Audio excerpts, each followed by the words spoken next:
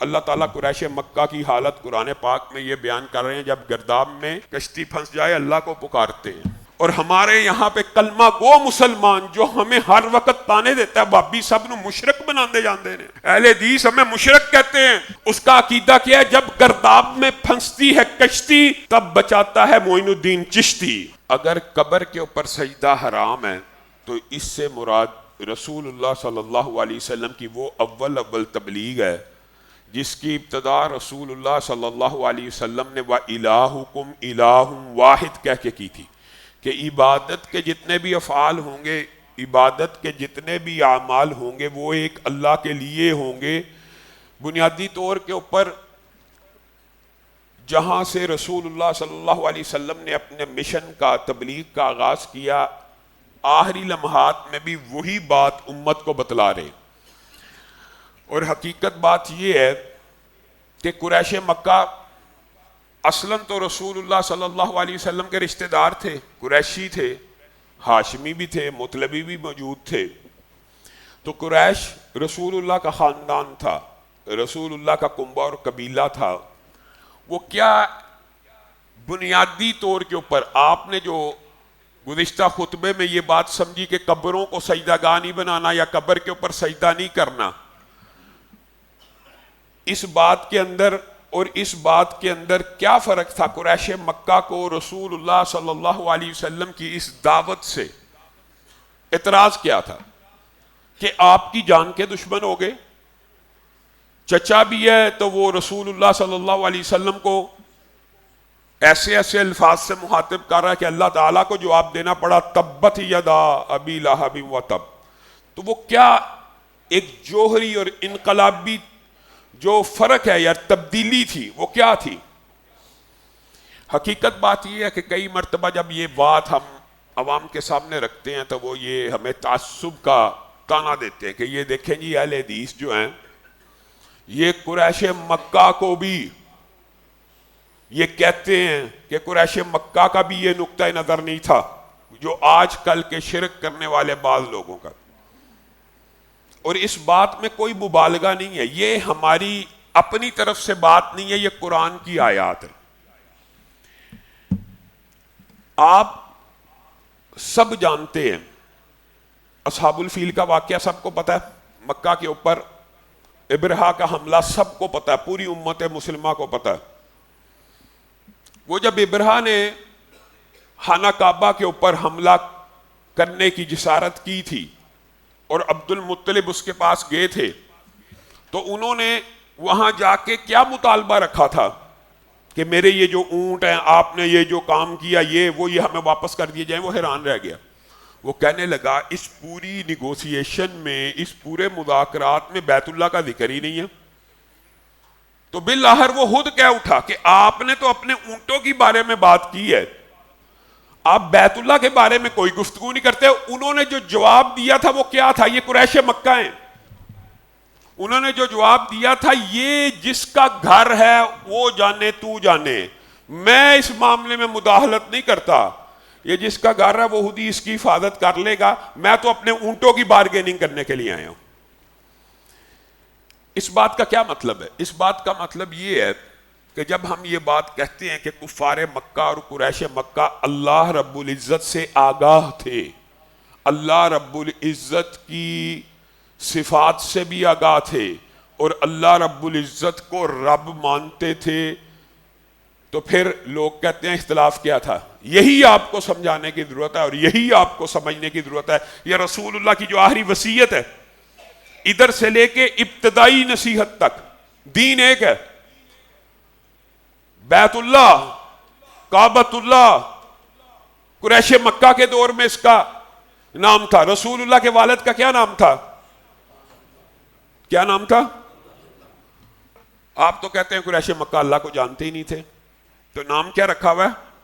عبداللہ، بیت اللہ، کعبۃ اللہ. اجعلتم سقایۃ الحاج، حج کو بھی جانتے تھے.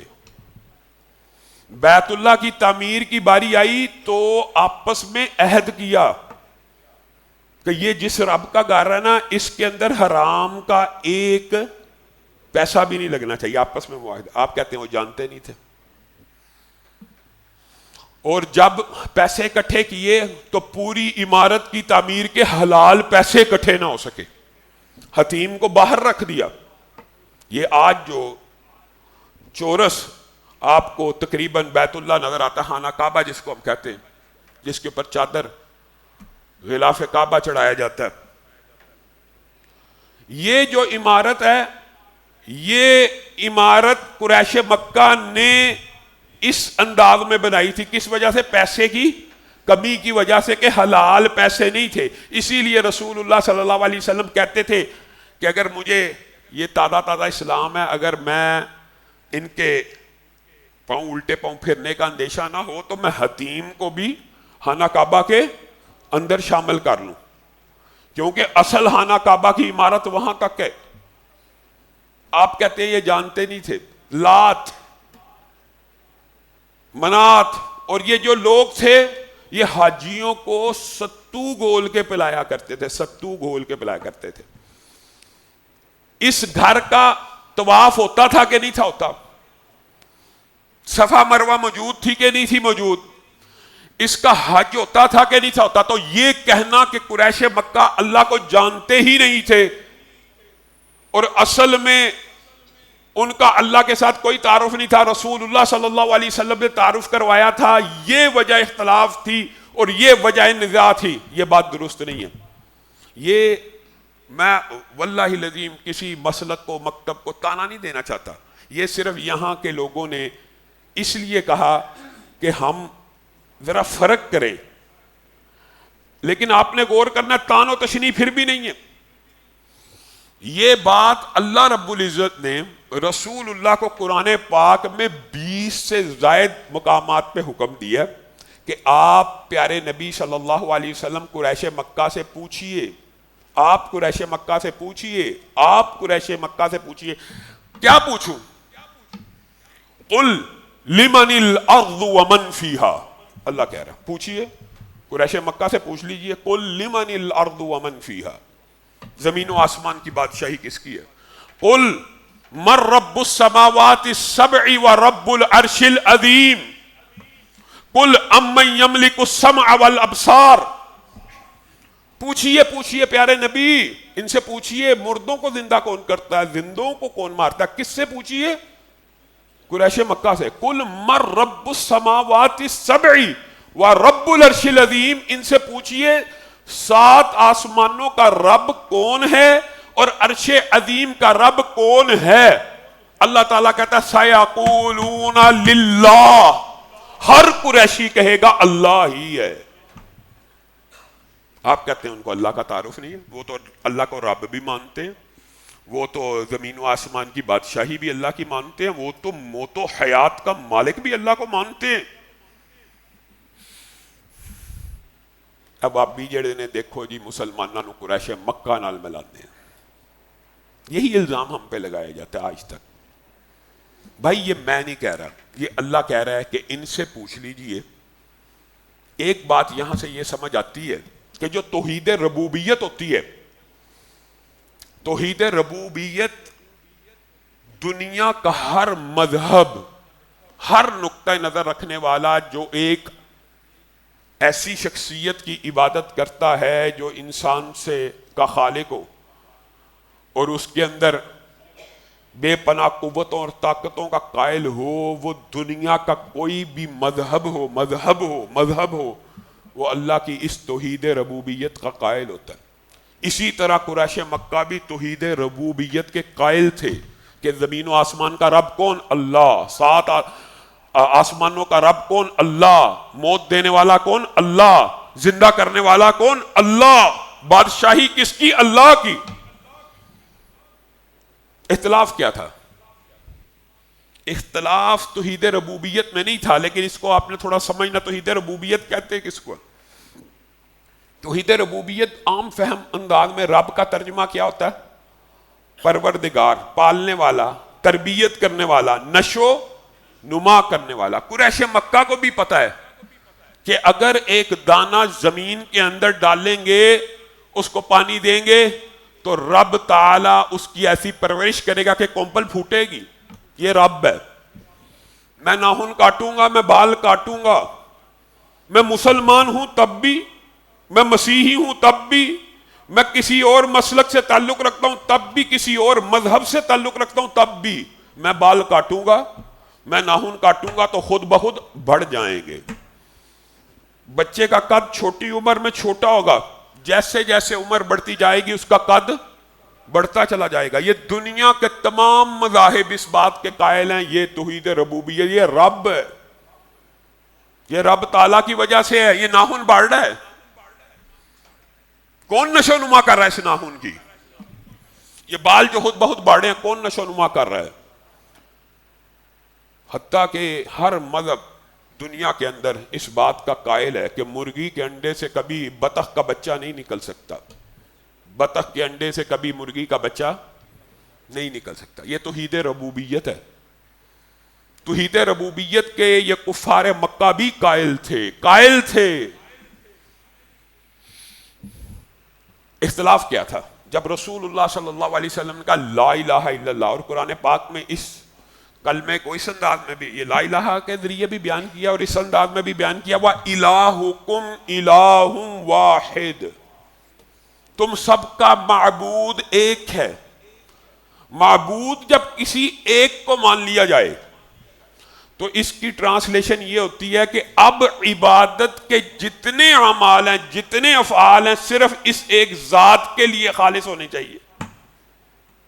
اجعل الآلہۃ الہا واحدا ان ھذا لشیء عجاب. اختلاف یہ تھا. پیارے محمد صلی اللہ علیہ وسلم, آپ نے ہمارے الہوں کی نفی کر دی, رب کی نفی کی بات نہیں ہو رہی, ہمارے معبودان کی نفی کر دی. بارش برسانے والا تو ہم نے فلاں رکھا ہوا ہے, اولادیں دینے والا تو اس کے ذریعے مانگتے, بگڑی بنانے والا تو وہ ہے, پیسے دینے والا تو وہ ہے, مختلف. یہ بھی یاد رکھیے گا, یہ جو بت ہیں, نہ کفار مکہ نے, کوئی جاہل ہو تو الگ بات ہے, نہ ہندو مت نے کبھی مجرد مٹی کی پوجا کی ہے. یہ بات ہو سکتا ہے آپ کو چمبے کی لگے. کبھی پتھر کی, حجر کی, شجر کی پوجا نہیں ہوتی, اس کے پیچھے ایک کہانی ہوتی ہے, پوجا اس کہانی کی ہو رہی ہوتی ہے.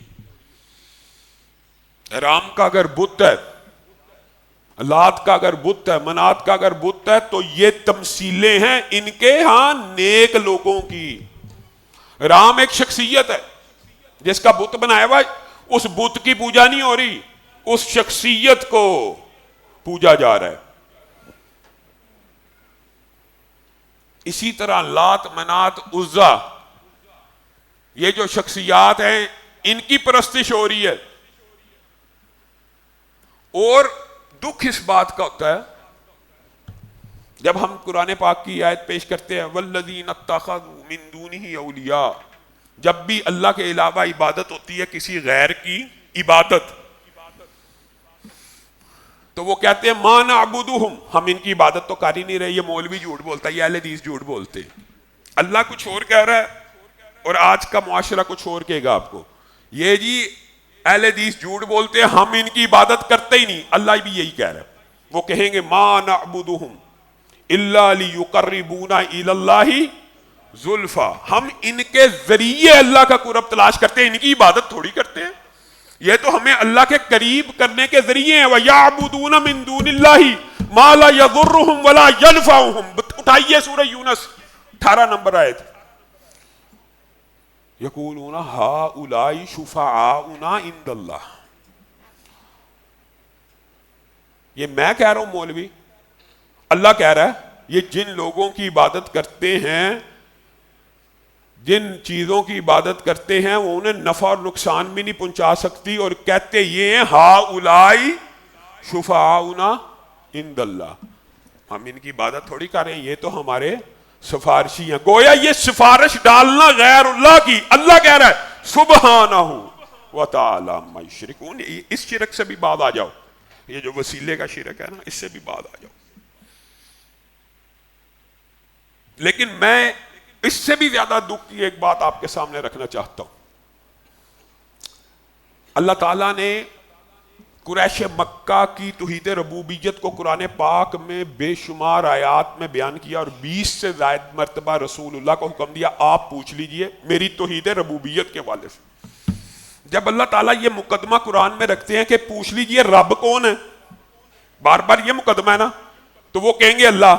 تو اللہ اگلا مقدمہ یہ رکھتا ہے پھر جو رب ہے اس کی عبادت کیوں نہیں؟ یعنی رب تو مانتے ہو، معبود نہیں مانتے، ایک الہ نہیں مانتے کہ عبادت بھی ایک ہی کی ہونی چاہیے. اگر رب ایک ہے تو اسی ہی کی عبادت کیوں نہیں؟ پھر 360 کیوں رکھے ہوئے ہیں؟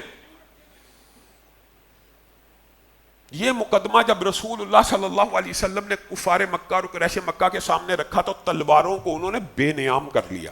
خبردار گستاخ. سمجھیں بات؟ آج بھی دیکھیے، غور کیجیے. علی حجویری رحمہ اللہ کا بڑا مقام ہے اللہ کے لیے، ان کو داتا مت کو، خبردار گستاخ.